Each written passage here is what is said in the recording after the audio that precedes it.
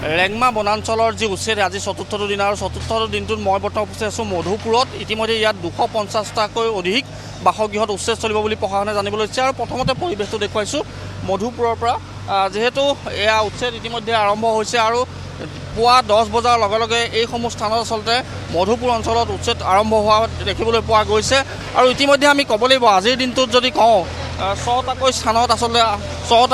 আজি বুলডোজাৰ চলিব। ইতিমধ্যে আমি দেখুৱাইছোঁ পোনপটীয়াকৈ ND24 দৰ্শকক যে 6টাকৈ স্থান আজিৰ দিনটোত বিশেষকৈ প্ৰথম বা দ্বিতীয় বা তৃতীয় দিনটোৰ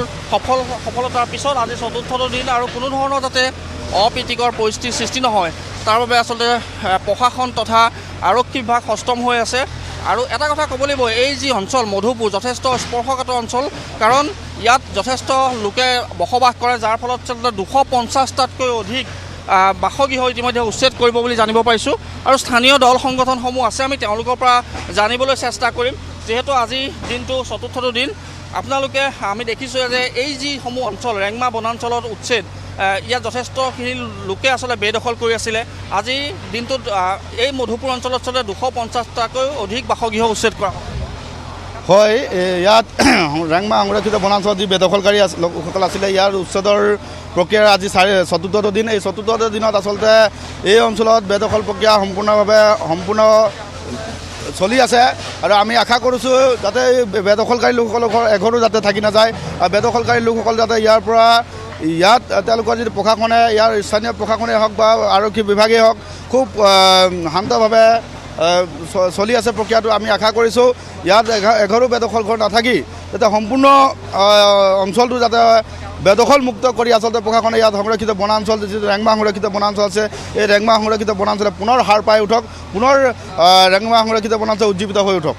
বহু দেখিছোঁ বহু পৰিয়ালৰ লোক ইতিমধ্যে ইয়াৰ পৰা গুচি গৈছে, আৰু কিমানমান লোক ইয়াৰ পৰা যাবলৈ আছে বা কেনেকুৱা তথ্য আছে? হয়, আচলতে আপোনালোকে দেখিছে প্ৰায় উচ্ছেদৰ জাননী দিয়াৰ লগে লগে আচলতে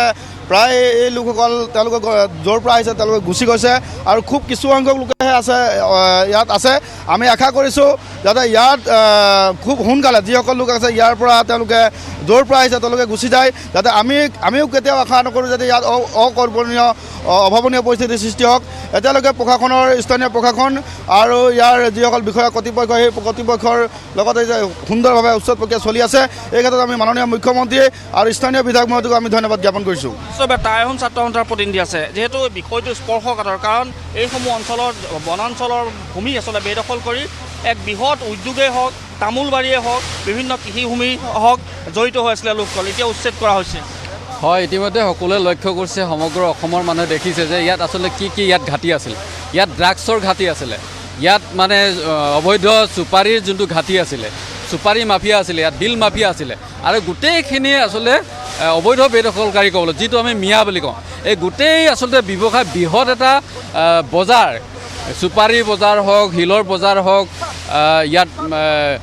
অবৈধ যিটো নিচাযুক্ত দ্ৰব্যৰ এই নিচাযুক্ত দ্ৰব্যৰ বজাৰ হওক, গোটেই বজাৰখন আচলতে অবৈধ বেদখলকাৰী ক'বলৈ ৰম্যভূমি আছিল, ৰম্যভূমিত পৰিগণিত হৈছিলে। আৰু ইতিমধ্যে প্ৰশাসনে এটা উৎখাত কৰিবলৈ উঠি পৰি লাগিছে, আৰু আমি সকলোকে ধন্যবাদ জ্ঞাপন কৰিছোঁ। আৰু এইবিলাক ভূ মাফিয়া আৰু ড্ৰাগছ মাফিয়া আৰু এতিয়া যোৱাকালি যিটো আমি চোৰাং চিকাৰৰ লগত সম্পৰ্ক থকা ব্যক্তি 3জনক আচলতে এৰেষ্ট কৰিছে, আৰু ইতিমধ্যে গম পাইছে এইবিলাক আচলতে বৃহৎ এটা চোৰাং চিকাৰীৰ লগতো জড়িত। গতিকে এইসকল মাফিয়াৰ আচলতে বৃহৎ অট্টালিকা আচলতে ভাঙি চুৰমাৰ হৈ গৈছে, আৰু বহুত অট্টালিকা ভাঙিবলৈ বাকী আছে। আৰু আমি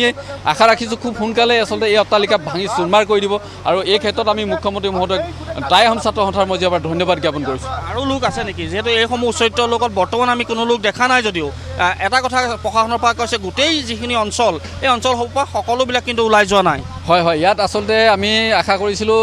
আনুমানিক 20% মানুহ আছে, কিন্তু এইসকল এতিয়ালৈকে ওলাই যোৱা নাই। কিন্তু আমি আশা কৰোঁ, আমি জাতীয় দল সংগঠন তথা আমাৰ খিলঞ্জীয়াসকলে আশা কৰোঁ যদি অতি সোনকালে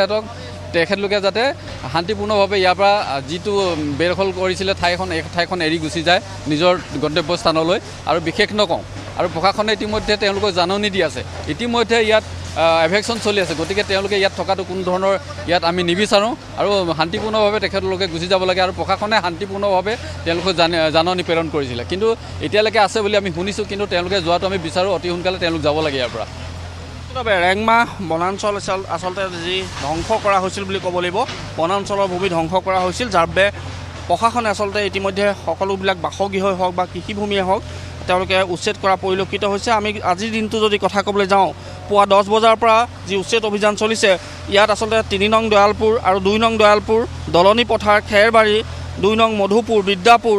আচলতে এইসমূহ গাঁৱত আজি উচ্ছেদ হ'ব বুলি জানিব পাৰিছোঁ যিহেতু বিদ্যাপুৰৰ যি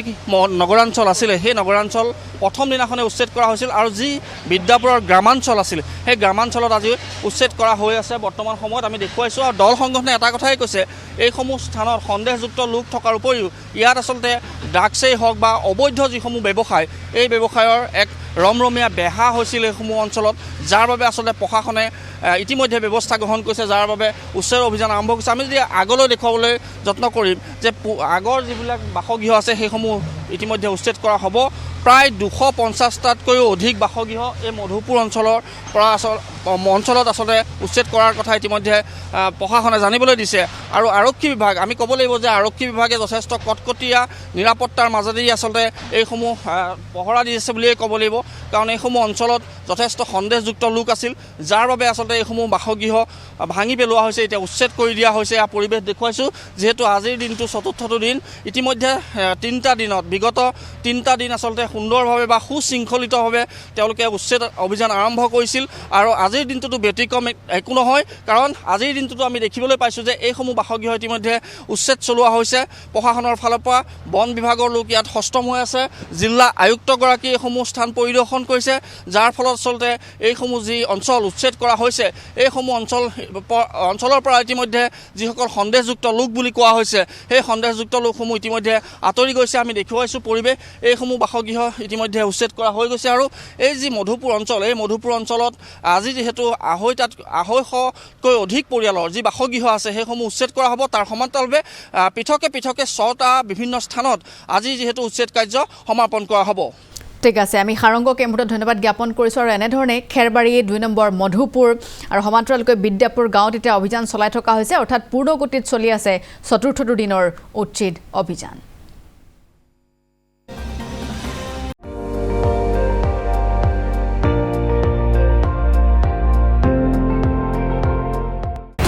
আপুনি চাই আছে ND24 সৰ্বশ্ৰেষ্ঠ নহয় সৰ্বোত্তমৰ দৌৰ